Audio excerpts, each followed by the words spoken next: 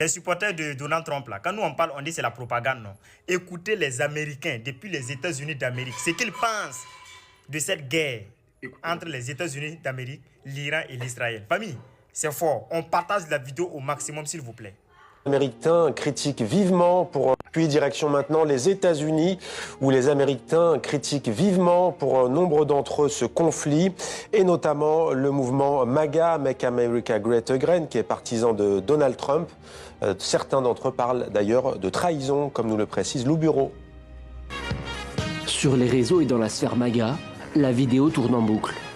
Je peux vous dire qu'avec moi, il n'y aura pas de guerre avec l'Iran.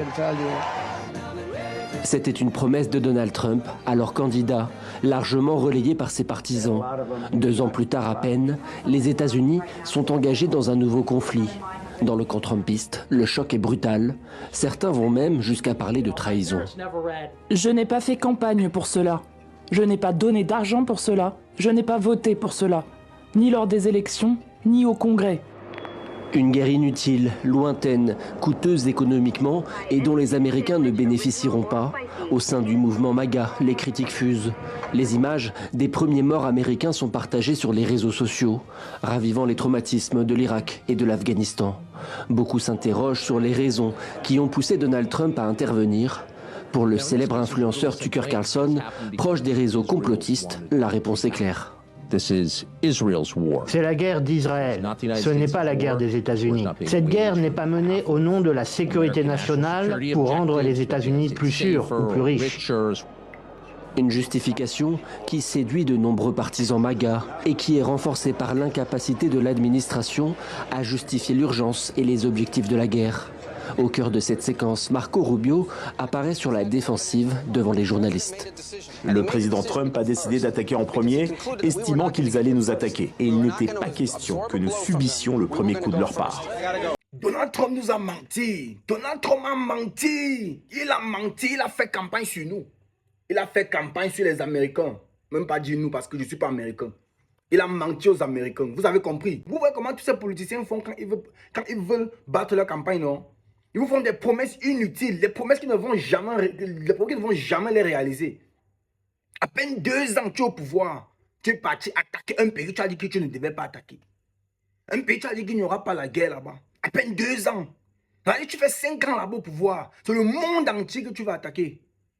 Vous comprenez? Camarades, vous avez compris? 75% des Américains sont contre cette guerre qu'il est en train de mener. 75%.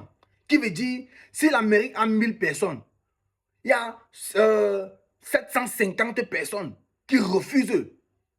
750 personnes sont contre ça. Oui.